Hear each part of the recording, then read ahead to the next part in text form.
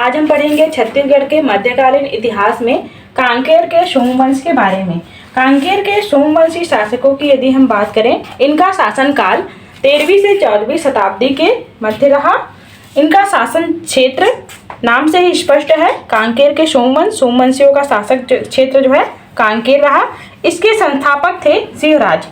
सिंहराज जो है इनके प्रमुख संस्थापक रहे। अन्य शासक यदि हम देखें, व्याघ्रराज, बोपदेव, कृष्णराज, जयतराम, सोमचंद्र, भानुदेव, यह जो है इसके अन्य शासक रहे। बोपदेव के 3 पुत्र हुए, कर्णराज, सोमराज और कृष्णराज।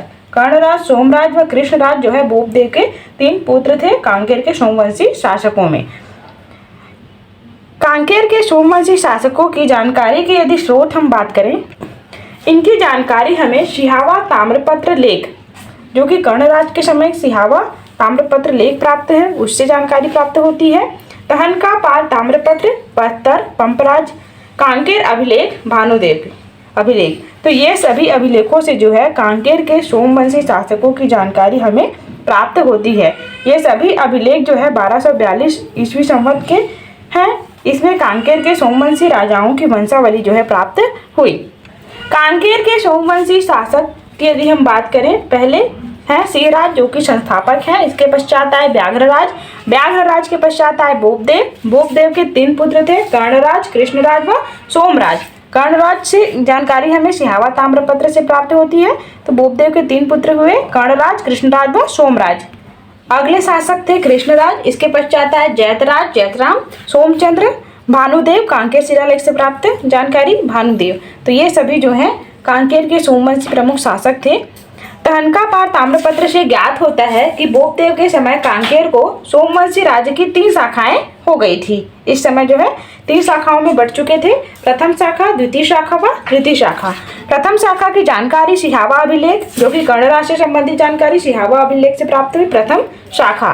द्वितीय शाखा के अंतर्गत तहनकापर के 2 ताम्रपत्र, बोपदेव के पुत्र सोमराज व सोमराज के पुत्र पंपराज की जानकारी हमें प्राप्त होती है तहनकापर ताम्रपत्र से।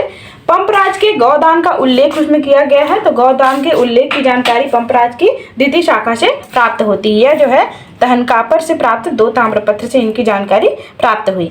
तृतीय शाखा के अंतर्गत कांकेर शिलालेख, भानुदेव की जानकारी प्राप्त होती है। बोपदेव के पुत्र कृष्णराज व कृष्णराज के पुत्र जयतराज का कांकेर में शासन रहा। इसके पश्चात आया सोमदेव, फिर इसके पश्चात आया भानुदेव। तो यह जो है इनका क्रम रहा, शासन का क्रम रहा कांकेर के सोमवंशी शासकों की, जिसकी जानकारी तृतीय शाखा के अंतर्गत प्राप्त होती है। भानुदेव द्वारा जो है 3 मंदिर, 1 भवन व 2 तालाब का निर्माण कराया गया। तो भानुदेव के द्वारा जो है 3 मंदिर, 1 भवन व 2 तालाब का निर्माण तृतीय शाखा के अंतर्गत किया गया।